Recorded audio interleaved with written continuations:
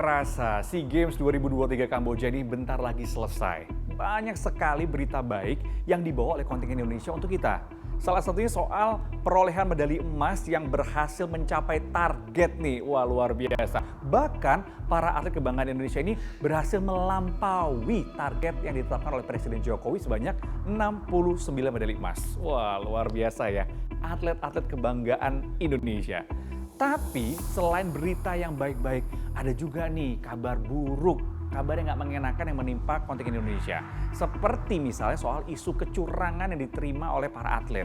Ada juga nih sejumlah infrastruktur yang membuat rasanya banyak atlet yang akhirnya tidak nyaman ya untuk menjalani SEA Games kali ini. Tapi kok bisa kejadian ya? Bukannya harusnya sudah dipersiapkan semuanya? Kita diskusi yuk.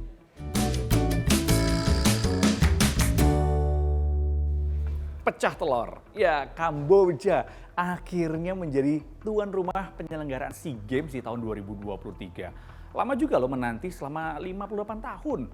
Karena sebenarnya punya kans yang sama dengan negara ASEAN yang lain. Kamboja ini pada tahun 1965 sempat juga dipercaya sebagai penyelenggara SEA Games. Tapi saat itu situasi politiknya tidak memungkinkan. Jadi akhirnya SEA Games dialihkan ke negara lain. Malaysia waktu itu. Nah, bicara soal SEA Games, kontingen Indonesia, kontingen kebanggaan kita bersama ini ternyata memiliki tugas yang sangat berat loh. Karena diberikan target untuk memperoleh 69 medali emas oleh Presiden Jokowi. Wah, berat juga ya. Tapi ternyata tercapai.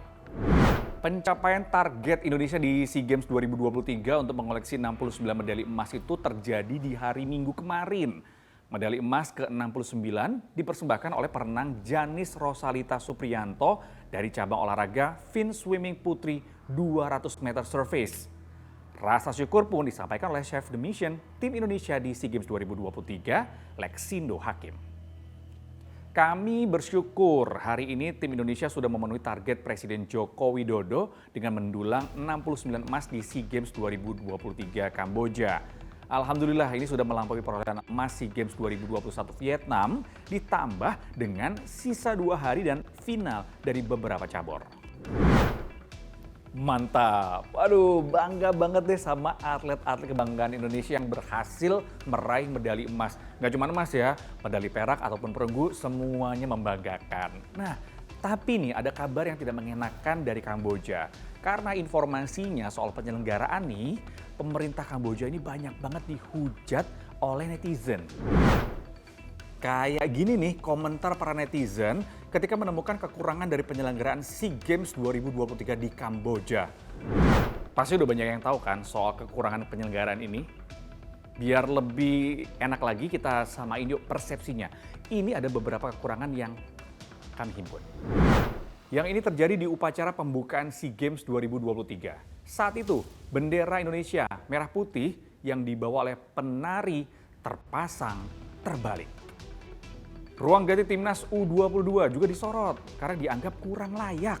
Salah satunya timnas Indonesia ini hanya disediakan bangku plastik. Sementara ruang ganti tim tuan rumah Kamboja bisa dikatakan cukup mewah. Ada lagi nih, penyempatan medali yang mengandalkan sorot lampu mobil di cabang olahraga atletik nomor 20 km jalan cepat. Atau dalam keadaan gelap gulita tanpa adanya lampu sama sekali saat upacara pengalungan medali di cabang olahraga tenis ganda campuran. Nah, itu beberapa isu-isu kekurangan ataupun juga hal-hal tidak mengenakan yang terjadi dan menimpa kontingen Indonesia. Apa respon pemerintah Indonesia? Menteri Pemuda dan Olahraga Dito Aryo Tejo mengungkapkan bahwa memang ya namanya baru mau berkembang. Jadi untuk menghandle untuk event sedemikian besar masih harus ada yang dievaluasi. Jadi memang dari segi persiapan harus banyak ditingkatkan. Oke, harus dimaklumi kalau kata Mas Menteri. Tapi kalau soal isu kecurangan itu gimana dong? Kecurangan-kecurangan yang dicatat seperti di cabang bulu tangkis. Kamboja diduga menggunakan pemain asal Cina, Zhou Meng, pada final beregu campuran. Ada lagi, timnas e-sport Indonesia diduga dicurangi saat berlaga di final melawan Singapura. Timnas Singapura menggunakan bug abuse yang membuat timnas Indonesia kalah.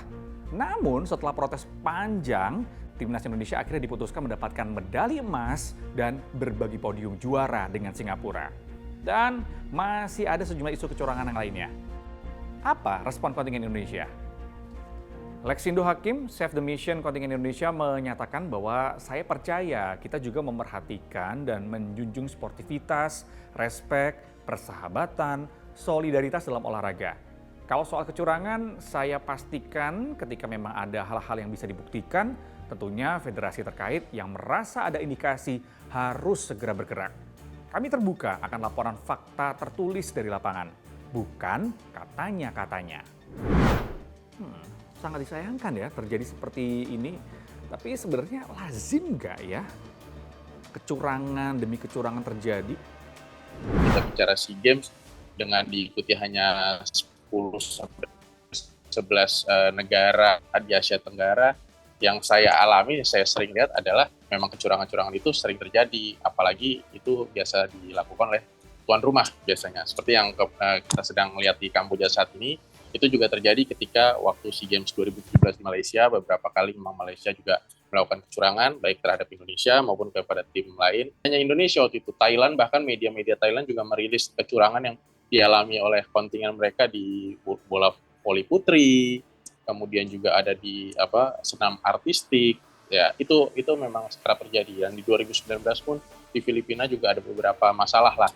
Seperti contohnya waktu itu penjemputan terhadap kontingen dari Myanmar yang sampai harus menunggu 10 jam di bandara, sehingga ketika mereka mau memulai aktivitas di sana, mereka sudah terlanjur lelah, sehingga akhirnya tidak jadi latihan, besoknya sudah harus bertanding, dan juga dialami oleh kontingen Timor Leste waktu itu. Oke, tapi kita tetap harus memperjuangkan hak kita dong. Tapi gimana caranya ya?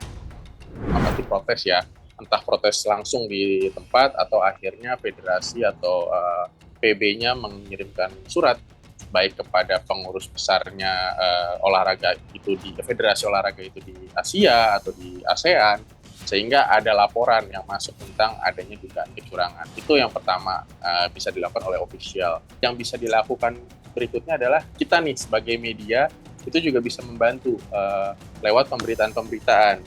Kenapa saya bilang itu ya seperti yang saya bilang tadi, waktu Thailand merasa dirugikan di 2017, mereka tidak ragu untuk menuliskan masalah-masalah yang mereka hadapi, dan akhirnya ketika kita juga menghadapi kecurangan, kita tahu nih nggak cuma kita yang dicurangi, Thailand juga mengalami. Jadi pemberitaan-pemberitaan itu kan menjadi tekanan buat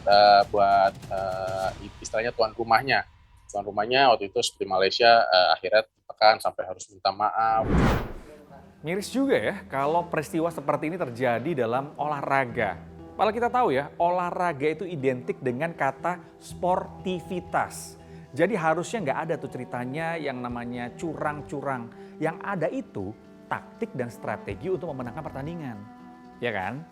Kalau soal ketidaksiapan penyelenggaraan, oke lah. Kalau boleh pinjam kata orang bijak, kesempurnaan hanya milik Tuhan. Tapi bukan berarti tidak bisa dipersiapkan dengan baik kan? Oke, semoga ini bisa jadi pelajaran untuk semuanya. Tidak hanya Kamboja, tapi juga negara-negara ASEAN lainnya ketika nanti mendapat giliran sebagai penyelenggara SEA Games di tahun-tahun mendatang. Sampai di sini diskusi. Sampai jumpa.